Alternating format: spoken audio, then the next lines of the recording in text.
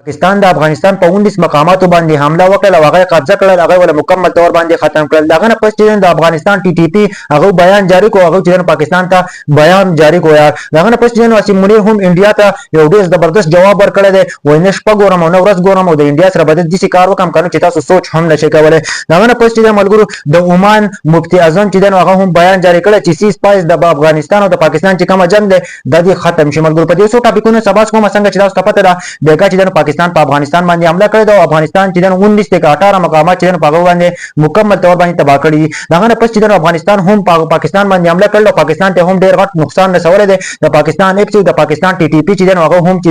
هغه پکې ختم شوی دی، هغه پکې هم د دنیا نه رخصت شوی دی. ملګرو د دوه مسلمانان ملکونو دي یو بل سره جنگي کې د چې ټي ټي پی افغانستان بیان ورکړی چې دا جنگ بندي دی وشي، دا اوس په دې ټیم کې بند شي او پاکستان ته هم دمکی ورکړي د پاکستان نه ټیکيږي. نو موږ چې د ورسره برابر کړی دي ک نیکسټ ټایم سم مسله ونه په پاکستان باندې حمله کوو، پاکستان دړي وړي کوو. دا چې د افغانستان ټي ټي پی بیان ورکړی دی. دغه نه پس چې اسیم منیر چې دا کنه هغه چې انډیا ته ډیر زبردست جواب ورکړی. ملګرو څنګه چې تاسو پس پته ده انډیا والے چې هغه افغانستان ته راغلي، د افغانستان نه پاکستان سره جنگ کوي، د پاکستان په بارډر ته چې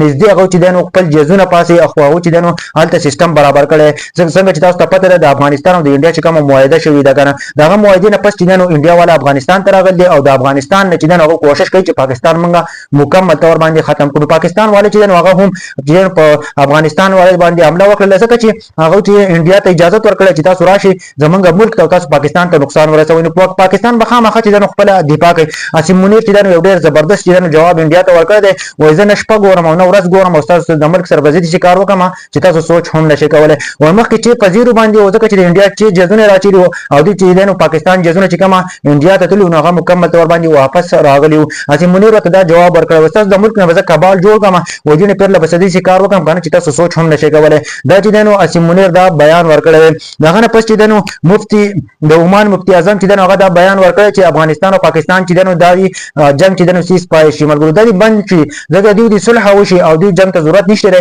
دا دوه چې مسلمانان ملکونه دي دوه طرف ته چې غټ نقصان رسي ملګرو او بالکل چې تاسو ته وګورئ عوام ته ډېر زیات غټ نقصان رسي ځکه چې پاکستان والے چې کم فوج د دنیا نه رخصت شوی دی یا ټي ټي پی والا یا چې د افغانستان ټي ټي پی والا چې هغه د دنیا نه رخصت شوی دی نو ټول مسلمانان دي ملګرو. نو دې جنگ خطو والے چې تاسو سوچ هم نشئ کولای ځکه چې په اخر کار چې افغانستان یو داسې معاهده وکړه کنه اوس انډیا والے چې افغانستان ته کولا وراتلی شي هغه چې د پاکستان په بارډر باندې چې جزونه چې هغه ګرځي نو هغه پاکستان والا به خامخا چې هغه خپل ډیفنس سیستم چې هغه برابر کړي کچرته هم انډیا والا لګون حرکت وکړي افغانستان والا هم ختميږي ځکه چې پاکستان والا خپل دفاع ضرور کوي هغه هم بارډر ته سیستم برابر کړي د ملګرو. د پاکستان د افغانستان د وی معاهده او د وجه نه چې افغانستان مکمل تور باندې تباہ کیږي هم ځکه چې انډیا والا ته اجازه ورکړه. انډیا چې د پاکستان دشمن دی هغه د پاکستان خپل بدل ضرور اخلي ملګرو. دا چې کوم نوې معلومات راغلو ما زه شریک کړل الله پاک دې خیر کی اوس چې مخکې خدای سره نه کوي کنه دې نه پس چې پاکستان ته هم ډېر غټ نقصان نشي او خاص کر افغانستان ته نقصان رسي انډیا ته نقصان نه رسي ګوره ځکه کنه چې هغه چې کوم معاهده کړل کچرته په انډیا باندې حمله کیږي وای دا به دې تصور کیږي لکه چې په افغانستان حمله شي او کچرته په افغانستان حمله کیږي وای دا به دې تصور کیږي لکه چې په انډیا حمله شي. نو اوس چې د انډیا کوم جزونه دي نو هغه د پاکستان په بارډر باندې ګرځي هغه افغانستان ته راغلي پاکستان ته نقصان رسي. نو پاکستان چې مکمل تور باندې په ایکشن کې هغه چې هاي الرټ جاری کړی دی ځکه چې پاکستان ته هم غټ نقصان بیګار رسولی دی او